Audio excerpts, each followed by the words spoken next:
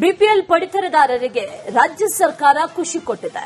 ಬಹುತೇಕ ಡೌಟ್ ಅನ್ನುವಂತ ರೀತಿಯಲ್ಲಿದ್ದಂತಹ ಈ ಇಂದಿರಾ ಕಿಟ್ಗಳು ಇನ್ನೆರಡು ತಿಂಗಳಲ್ಲಿ ಪಡಿತರದಾರರಿಗೆ ಸಿಗಲಿದೆ ಅನ್ನುವಂತ ಮಾಹಿತಿ ಈಗಾಗಲೇ ಸಿಕ್ಕಿರೋದು. ಜೊತೆಗೆ ಬಿಪಿಎಲ್ ಕಾರ್ಡ್ದಾರರಿಗೆ ಇದ್ದಂತಹ ಆದಾಯದ ಮಿತಿಯನ್ನ ಕೂಡ ಏರಿಕೆ ಮಾಡುವಂತ ಸುಳಿವು ಸಿಕ್ಕಿದೆ.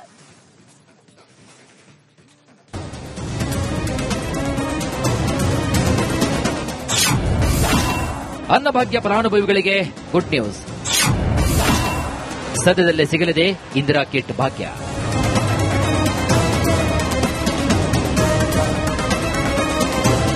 ಅನ್ನಭಾಗ್ಯ ಯೋಜನೆಯ ಫಲಾನುಭವಿಗಳಿಗೆ ಸದ್ಯದಲ್ಲೇ ಇಂದಿರಾ ಕಿಟ್ ಭಾಗ್ಯ ಕೂಡ ಸಿಗಲಿದೆ.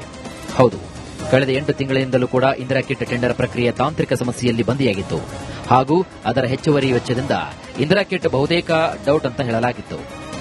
ಈಗ ಆಹಾರ ಇಲಾಖೆ ತಾಂತ್ರಿಕ ದೋಷ ಸರಿಪಡಿಸಿದ್ದು 2-3 ತಿಂಗಳಲ್ಲಿ ಪ್ರಕ್ರಿಯೆ ಮುಗಿಸಲಿದೆ.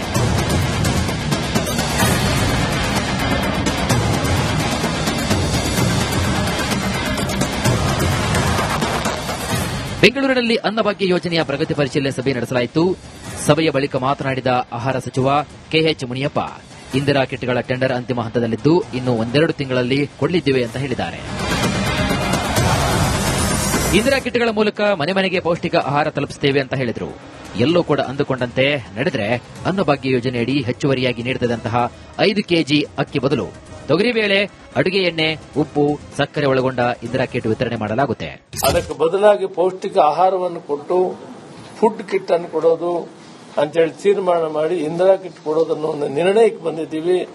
ಫೈನಲ್ ಹಂತದಲ್ಲಿದೆ, ಟೆಂಡರ್ ಫೈನಲ್ ಬಂದಿದೆ. ಆದಷ್ಟು ಬೇಗ ಅದನ್ನ ಮಾಡಿ. ಇನ್ನು 7.72 ಲಕ್ಷ ಅನರ್ಹ ಬಿಪಿಎಲ್ ಕಾರ್ಡ್ಗಳನ್ನು ರದ್ದು ಮಾಡಲು ಕೇಂದ್ರ ಹೇಳಿದೆ. ನಾವು ರದ್ದು ಮಾಡದೆ ಪರಿಷ್ಕರಣೆ ಮಾಡಿದ್ದೇವೆ. ಈವರೆಗೆ 3 ಲಕ್ಷಕ್ಕೂ ಹೆಚ್ಚು ಕಾರ್ಡ್ಗಳ ಪರಿಷ್ಕರಣೆಯಾಗಿದೆ.